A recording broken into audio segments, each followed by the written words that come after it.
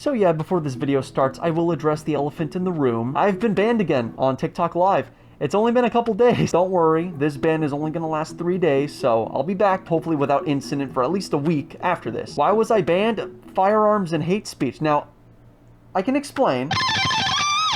Alright guys, this is probably going to be a very boring video. This is going to be kind of an update video slash thank you video. But hold your horses, I'm not thanking nobody just yet. We have to get into some cool slash annoying shit first. First off, I got a new helmet. I made a TikTok announcing it, so I guess I'll play it now. Hear ye, I'm about to spit some I'm about to make a decree. I am retiring the Icon Air Flight. Yes, she was awesome, she was sexy, she saved my life. I probably should have started with that, but alas, she's getting up there in years and she kind of gave her life and structural integrity for me in the crash. So I figure it's time to make way for a new helmet. Now, why am I not getting another Icon Air Flight, you might ask? Being super fine as it may be, it's not without its flaws. But more importantly, this helmet's main flaws directly affect motovlogging, which is something, you know, I dip my fingers in. I made a whole YouTube video on my channel describing the struggles of motovlogging with this helmet. But to summarize, while the face shield design is badass, it's also bad, like just bad for mounting things. Best place to mount a camera on your helmet is the chin. You can fight me on this. I'm not ever rocking the unicorn or getting my face constantly pulled to the side because I decided to stick the GoPro on the side of my helmet, which I might have done back when I was young and reckless. Chin or no chin, that's how I roll. So the only way to do this on the Icon Air Flight was doing stupid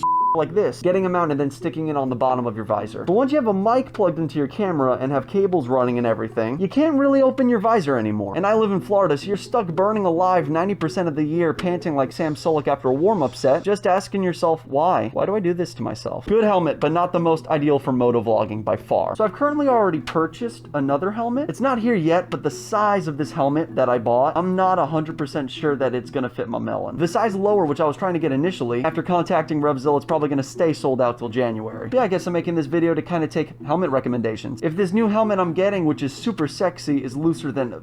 If I just got unbanned, I probably can't say that, then I'm probably going to be on the hunt for something else. Because I'm not going to resort to thievery to obtain this helmet in my size. Like, are you kidding? And if I did, I would never admit to it. Yeah, what helmets tickle your marbles? Let me know. So what is this new mystery helmet that does fit me? Yes, I am keeping it. It is the AGV K1S. I've always thought AGV helmets were some of the sexiest helmets out there. Sorry, Rurak, but that Italian craftsmanship just hits different. And it's also pretty safe, I think. I don't want to crash again to find out. Now, I know this isn't like the biggest flex kind of helmet to have. This is like one of the lowest end AGV helmets you can buy, but because of medical bills and other shenanigans from the crash, I really don't feel like shelling out $1,500 to $2,000 on a Pista. The Pista, for the uncultured, is like the flagship AGV helmet. But the K1S, while being extremely cheaper, I think still looks pretty sick. And it's also got vents that open and close. I don't even think the Pista can do this. I'm not even kidding. So yeah, checkmate, Pista. Now, if I were to compare my old Icon to this helmet, keep in mind, I've only ridden with this helmet twice so far, so this helmet is gonna be a little bit louder, which is fine with me, because either way, if I ride for really long periods of time, I'm wearing earplugs. I guess the only other thing that the Icon Air Flight really beats this thing at is field of view. The visor, as you guys know, is completely massive on the Icon Air Flight. Now, that being said, is like the AGV suck? No, but it is less than the Icon Air Flight. And also the Icon Air Flight has that like cool like drop down sun visor. There we go. I can retract in and out, so the AGV doesn't have that, but like I'm not losing sleep over that. It feels lighter, it feels more aerodynamic on the bike. It fits better, like for my melon shape, it's more comfortable. And that's not just me saying that. A lot of people complain about Icons, saying that they're a little too tight. It hurts when you take off the helmet, like it grabs your ears, where it was never like debilitating for me to put on the helmet, you know, but still, this is a lot more comfortable to do it. I don't know if it's the liner in there, the materials, or just the sizing of everything in general, but yeah, my melon likes this a lot more. Also, apparently a small Icon is a medium AVG. How different companies size motorcycle helmets, I will never understand. In other news, I currently don't have a working camera to motovlog with. You may have seen a video that I made 2 months ago where I was kind of losing my mind over GoPro problems. Basically, I had a Hero 8 and it was fine for 2 years. I got a media mod to use with it because if you want to put a mic in your helmet, you have to plug that into somewhere. That somewhere is the media mod. And then one day, randomly, the media mod didn't want to connect to the GoPro anymore. GoPro has a year warranty, so like if your camera malfunctions within the first year, they'll replace it with a new one. But alas, it was 2 years, so they weren't going to do that. So I bought another Hero 8. I managed to film 2 videos with that camera, and then the camera just